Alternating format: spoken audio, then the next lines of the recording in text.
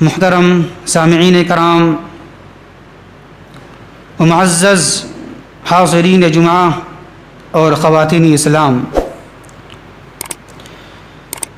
خطبہ مسنونہ کے بعد ہم نے سورہ توبہ آیت نمبر 40 کی تلاوت کی ہے، جس میں اللہ تبارک و تعالی بیان فرماتا ہے اذ اخرجہ الذین کفروا ثانی اثنین اذ ہما فی الغار اذ یقول لصاحبہ لا تحزن ان اللہ معنا، کہ جب کفار و مشرکین نے جناب محمد الرسول اللہ صلی اللہ علیہ وسلم کو اور حضرت ابو بکر صدیق رضی اللہ تعالی عنہ کو مکے سے نکال دیا، تو جب اللہ کے نبی صلی اللہ علیہ وسلم اور ابو بکر صدیق رضی اللہ تعالی عنہ مدینہ گئے مکے سے، تو بیچ میں غار ثور میں پناہ لیا۔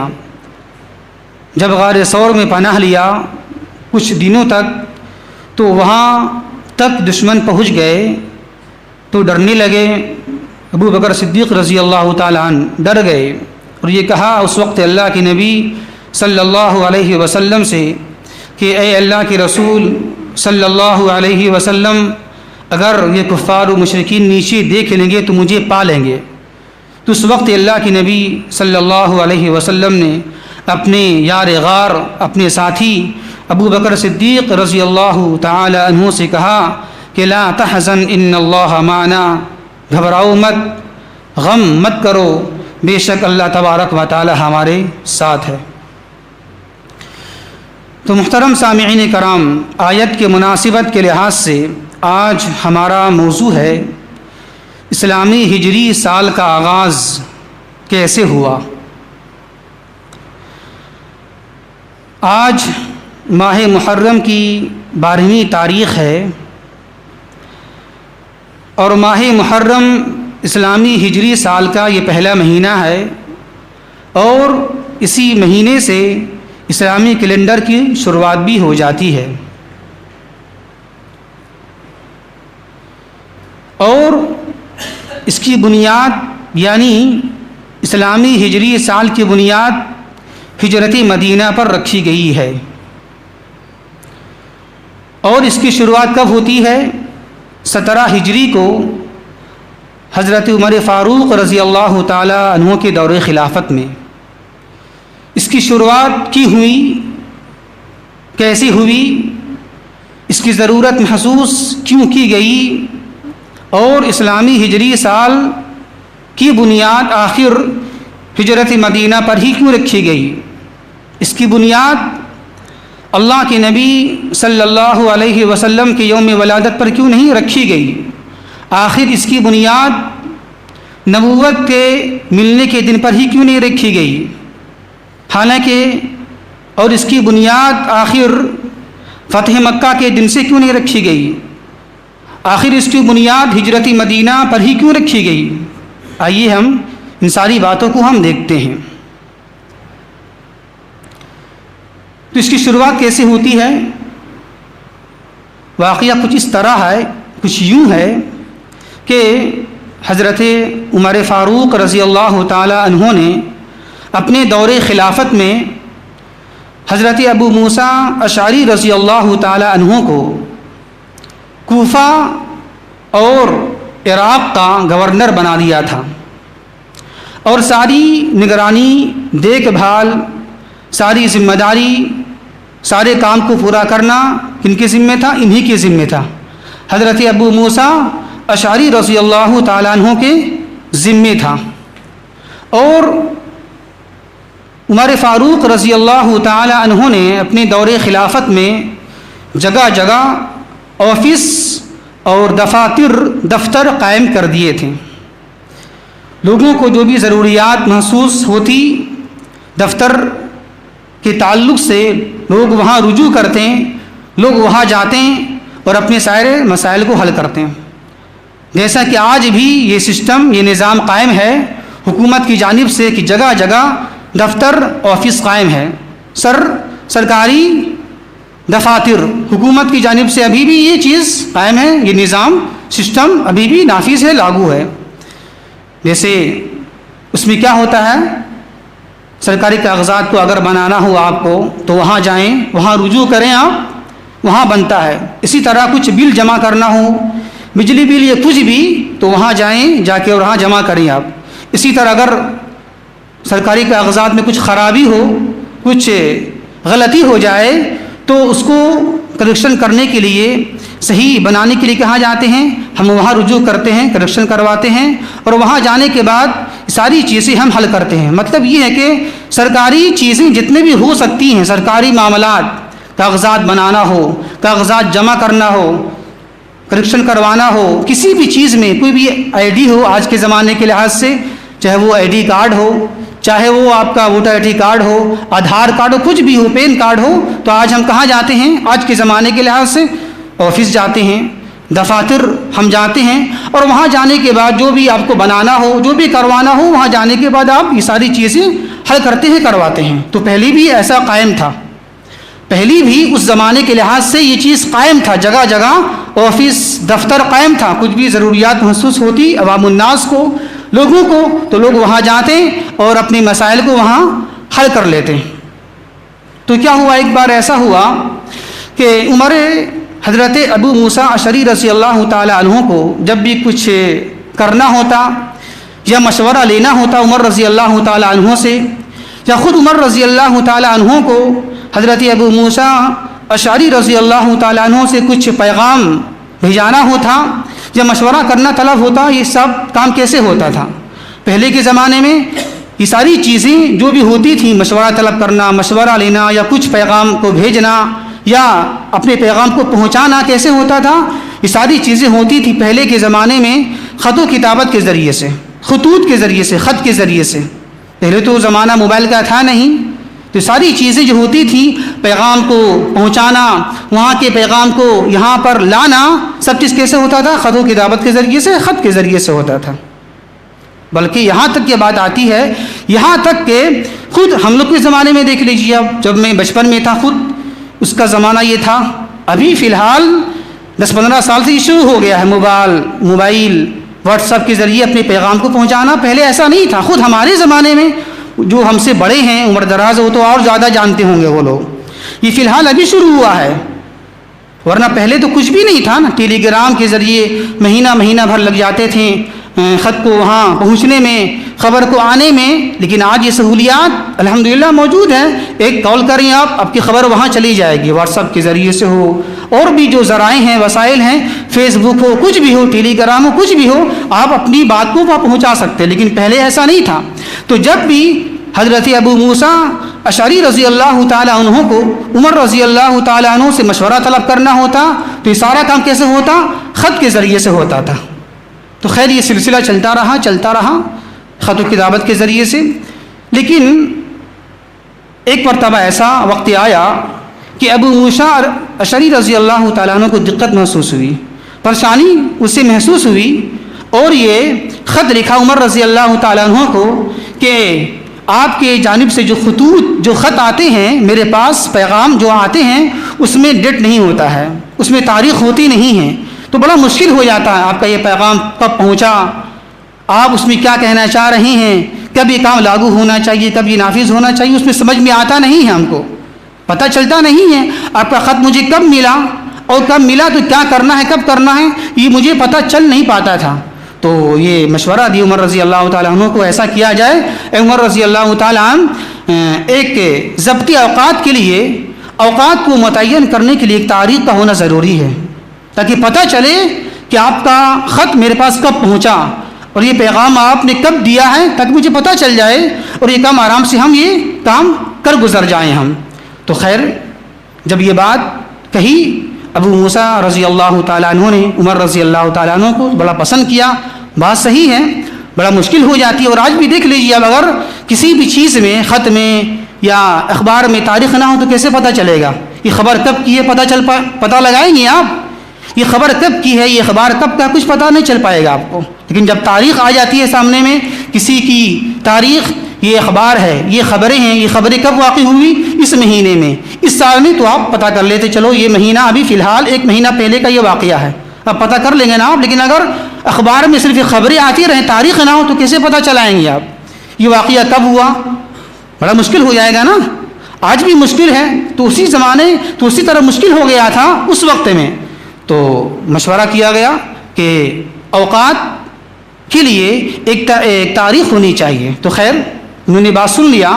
تو اب عمر رضی اللہ تعالی عنہ نے کیا کیا، سارے صحابہ کو جمع کیا، سارے صحابہ کو جمع کیا، اور سارے صحابہ کرام نے اپنی اپنی رائے پیش کی.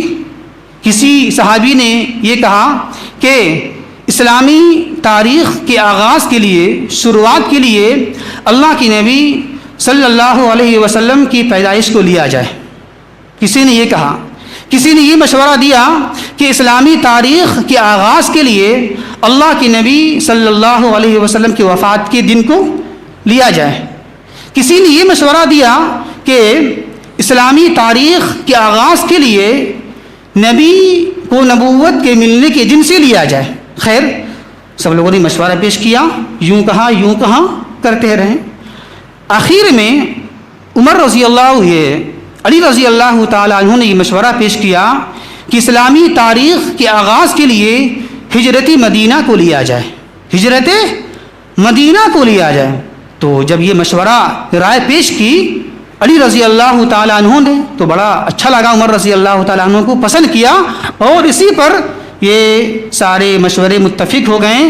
سب لوگ اسی پر جمع ہو گئے، اتفاق کر لیا کہ یہ رائے بھائی اچھی ہے، اچھا مشورہ آپ نے پیش کیا ہے.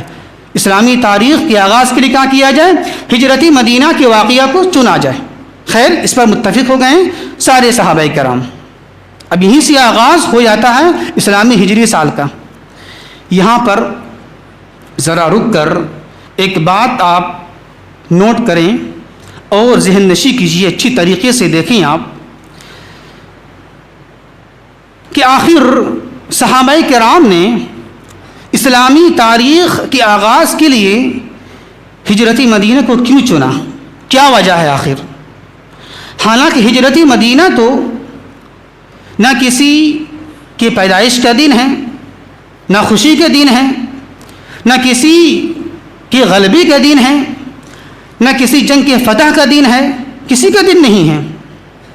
بلکہ ہجرت مدینہ تو اس زمانے کے یاد کو تازہ کرتی ہے کہ جب آغاز اسلام میں، جب شروع میں جناب محمد الرسول اللہ صلی اللہ علیہ وسلم اور صحابہ کرام مدینے میں، مکے میں ظلم و ستم کی بھٹی میں پستے رہیں، بلکہ یہاں تک کہ داعیے اللہ، یعنی کہ اللہ کی طرف بلانے والے جو داعی تھی سب سے بڑے جناب محمد الرسول اللہ صلی اللہ علیہ وسلم کو وہاں جینا مشکل ہو گیا، دوبر ہو گیا. بلکہ سارے صحابہ کرام اور اللہ کے نبی خود صلی اللہ علیہ وسلم مکے میں 13 سال تک ظلم ستم کی چکی میں پستے رہیں. تو ہجرت مدینہ تو مسلمانوں کی مظلومیت اور بے سر و سامانی کو ظاہر کرتی ہے، اس کی یاد تازہ کرتی ہے. اس کی شروعات اس سے نہیں ہونا چاہیے تھا. ذہن تو یہ گوارا کرتی ہے اور ذہن تو یہ کہتا ہے کہ اسلامی تاریخ کا آغاز کسی ایسے واقعے سے ہونا چاہیے جس کا تعلق خوشی سے ہو، مسرت سے ہو. جب بھی وہ دن آئے، وہ سال آئے، ہم خوشی محسوس کریں. لیکن نہیں، صحابہ کرام نے کیا کیا، اسلامی تاریخ کے آغاز کے لیے ہجرت مدینہ کو چنا. حالانکہ ایسا نہیں ہونا چاہیے نا. ہونا کیا چاہیے تھا؟ ہونا یہ چاہیے تھا کہ اسلامی تاریخ کے آغاز کے لیے ہم کس کو چنیں؟ یہ صحابہ کس کو چنیں؟ کسی ایسے دن کو چنیں جس کا تعلق خوشی سے ہو. جیسے مثال کے طور پر اسلامی تاریخ کا آغاز ہونا چاہیے تھا کب سے؟ جس دن اللہ کے نبی صلی اللہ علیہ وسلم پیدا ہوئے. خوشی کا دن ہے نا.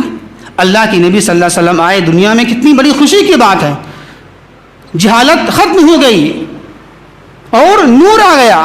اسلامی تعلیمات اللہ کے نبی کے ذریعے سے آئی ہیں. تو ہونا کیا چاہیے؟ ذہن تو یہ کہتا ہے کہ اسلامی تاریخ کا آغاز اللہ کے نبی کی پیدائش کے دن سے ہونا چاہیے، خوشی کا دن ہے. اسی طرح ذہن تو یہ گوارا کرتا ہے کہ اسلامی تاریخ کا آغاز نبی کو نبوت کے ملنے کے دن سے ہونا چاہیے، یہ بھی خوشی کا دن ہے. جس دن اللہ کے نبی صلی اللہ علیہ وسلم نبی بن گئے، خوشی کے دن ہے نا. اور یہ وہی نازل ہوتی ہے، اقرا بسم ربک الذی خلق خلق الانسان من علق اقرأ وربک الاکرم الذی علم بالقلم علم الانسان ما لم يعلم. یہ آپ کی صورت نازل ہوتی ہے شروعات کی. تو یہ تو خوشی کے دن ہے, اس دن سے آغاز ہونا چاہیے نا, یہ خوشی کے دن ہے. اسی طرح ذہن تو یہ کہتا ہے کہ اسلامی تاریخ کا آغاز جنگ بدر کے دن سے ہونا چاہیے, یہ بھی خوشی کا دن ہے. جنگ بدر میں کیا ہوا؟ مسلمان جیت گئے اور کفار ہار گئے.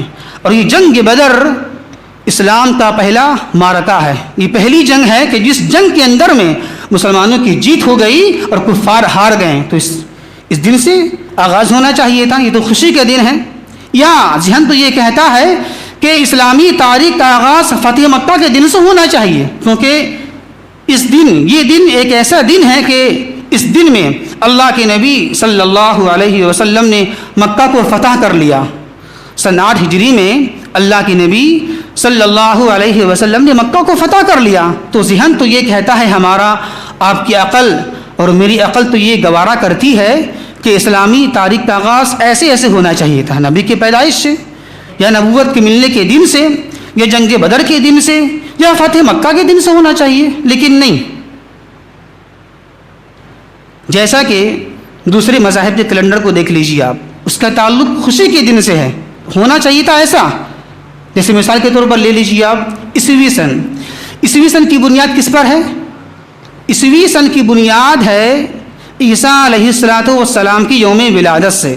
یعنی عیسائیوں نے کیا کیا؟ عیسائیوں نے یہ کیا, نصارہ نے, کہ اپنی نبی حضرت عیسیٰ علیہ السلام کی یوم ولادت کو لے لیا, یہیں سے اپنی تاریخ کو جوڑ دیا. دیکھ لیجیے, یہ اس کا تعلق خوشی کے دن سے ہے نا. دوسرے مذاہب کے سارے لوگ اپنا تعلق کس سے جوڑا ہے, سن کس سے جوڑا ہے, کسی خوشی کے دن سے جوڑ دیا ہے. یہ مثال موجود ہے. تو عیسائیوں نے کیا کیا؟ حضرت عیسیٰ علیہ السلام کی یوم ولادت کے سن کو, تاریخ کو لے لیا, دن کو لے لیا, اسی سے اپنی سن کو جوڑ دیا. کیا کہہ دیا؟ عیسوی سن. اور آج کتنا چل رہا ہے, آپ کتنا چل رہا ہے یہ سال؟ 2024 چل رہا ہے. 2024 عیسوی سن. کیا مطلب ہوا؟ مطلب یہ ہوا کہ حضرت عیسیٰ علیہ السلام کی پیدا ہوئے 2023 سال گزر چکے ہیں, یہ مطلب ہوا ہے اس کا. اسی طرح اور بھی دیکھ لیجیے آپ, یہودی سن کی بنیاد کیا ہے؟ یہودی سن کی بنیاد ہے حضرت سلیمان علیہ السلام کی فلسطین پر تخت نشینی سے. یعنی جس دن اور جس تاریخ کو سلیمان علیہ السلام فلسطین پر حاکم بنے, قابض ہو گئے, امیر بن گئے, اسی دن کو لے لیا یہودیوں نے, اسی سے اپنی سن کو جوڑ دیا, شروعات یہیں سے کر دیا. تو دیکھ لیجیے, اس کا تعلق بھی خوشی کے دن سے ہے. اسی طرح دیکھ لیجیے اور آگے چلیں آپ. رومی سن کی بنیاد کیا ہے؟ رومی سن کی بنیاد سکندر فاتح اعظم کی یوم ولادت سے ہے. یعنی رومیوں نے یہ کیا کہ اپنے ماننے والے, اس کے جو ہوں گے چاہنے والے, سکندر فاتح اعظم کی یوم ولادت کو لے لیا اور اپنی سن کی شروعات یہیں سے کر دیا, اپنی تاریخ کا آغاز یہیں سے کر دیتے ہیں وہ لوگ. اسی طرح دیکھیں آپ, ایک اور سن ہے بقرمی سن, جس کو ہم ہندی سن بھی کہتے ہیں, جیسے بیساکھ, جیٹھ, اس کا نام کیا ہے؟ بقرمی سن. ان لوگوں نے کیا کیا؟ ان لوگوں نے یہ کیا کہ راجہ بکراما جیت, ایک کو گزرا ہوگا اپنے اس زمانے کے لحاظ سے, یا اس کا جو بھی اپنا ماننے والا ہوگا, راجہ بکراما جیت, اس کی یوم ولادت کو لے لیا اور ان لوگوں نے کیا کیا؟ اسی سے اپنے سن کا آغاز کر دیا. تو دیکھ لیجیے آپ, یہ کل ملا کے یہ جو سن چل رہا ہے ابھی دنیا میں, عام طور سے 3 سن چلتا ہے. 3 سن عام طور سے, ایک ہوگی ہجری سن جو ہم لوگ کے لیے ہے, مسلمانوں کے لیے ہے. ایک ہے عیسوی سن جو سب لوگ مانتے ہیں عیسوی سن. ایک ہے آپ کا بقرمی سن, یعنی کہ ہندی کے لحاظ سے آپ کا بیساکھ, جیٹھ, بھادو, ساون, اس کا نام کیا ہے؟ بقرمی سن. تو عام طور سے پوری دنیا کے اندر میں یہ 3 سن رائج ہیں, ہجری سن, عیسوی سن اور بقرمی سن. لیکن انٹرنیشنل کون سا ہے؟ عیسوی سن انٹرنیشنل ہوئی ہے, یہ سب جگہ رائج ہے. تو دیکھیے آپ, کہنے کا مطلب یہ ہوا کہ سارے لوگوں نے, سارے مذاہب کو لوگوں نے اپنے سن کا آغاز کسی ایسے شخص سے کیا جس کا تعلق خوشی کے دن سے ہے. لیکن قربان جائیں صحابہ کرام پر کہ صحابہ کرام نے آخر ہجرت مدینہ کو کیوں چنا, کیا وجہ ہے؟ حالانکہ ہجرت مدینہ کی تاریخ تو مسلمانوں کی مظلومیت کی یاد تازہ کراتی ہے. بالکل کمزور تھے مسلمان، پھر بھی وہیں سے جوڑ دیا. صحابہ کرام بڑے دور رست تھے، دور نگاہ تھے، دور کی سوچنے والے تھے. ہمارے طرح اور آپ کی طرح نہیں تھے، بلکہ صحابہ کرام کی نظر بڑی دور پڑ گئی. آئیے ذرا دیکھتے ہیں آخر کیا وجہ ہے کہ صحابہ کرام نے اس کا آغاز ہجرت مدینہ سے کیا. اس کی 3 وجہ ہے، ذرا سنیے غور سے. 3 وجہ اس کی ہے. پہلی وجہ کیا ہے؟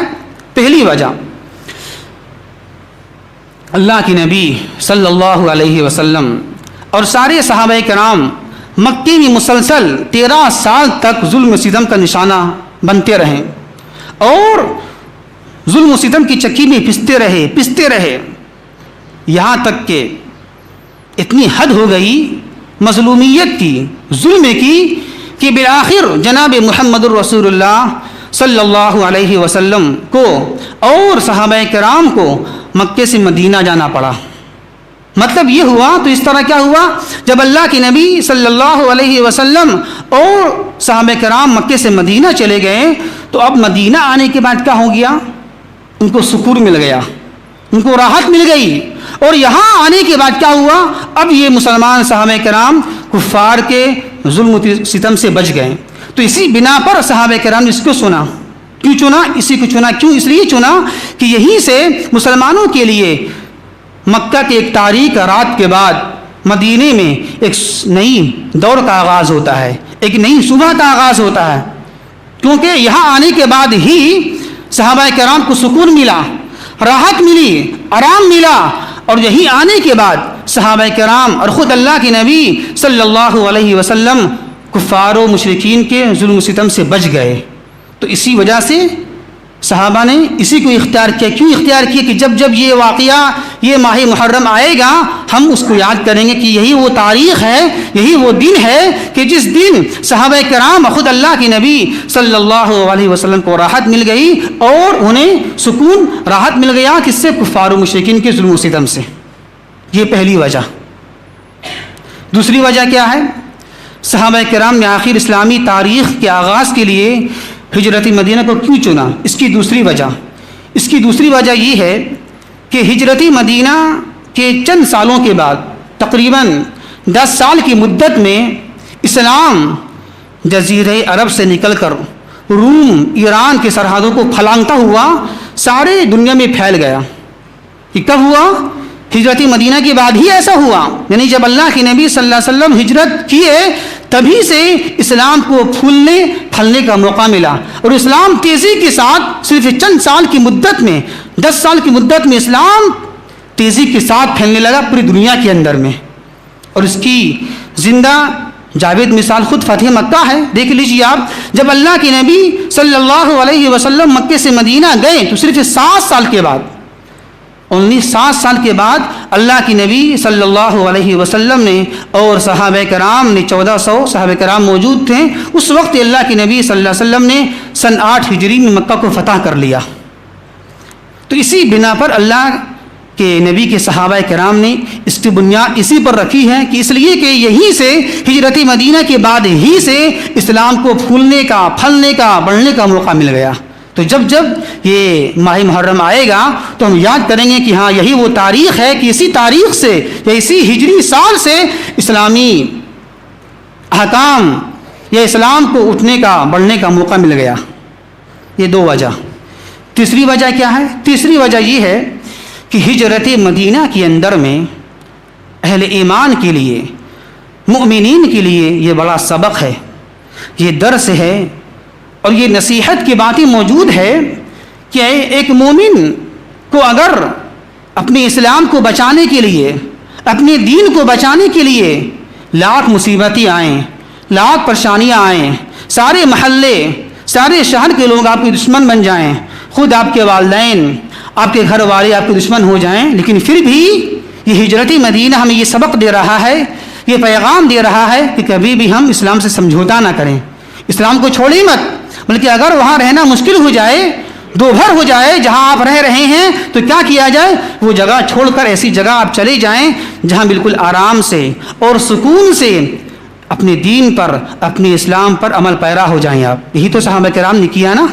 یہی صحابہ کرام نے کیا اور یہی اللہ کے نبی صلی اللہ علیہ وسلم نے کیا کہ مکمل 13 سال تک جب ظلم کی انتہا ہو گئی، بالکل انتہا ہو گئی، جہاں آزادی کے ساتھ عبادت کرنا بالکل دوبھر ہو گیا، تو کیا کیا؟ خود اللہ کے نبی صلی اللہ علیہ وسلم اور صحابہ کرام دھیرے دھیرے دھیرے دھیرے مکہ خالی کر دیے، مدینہ چلے گئے۔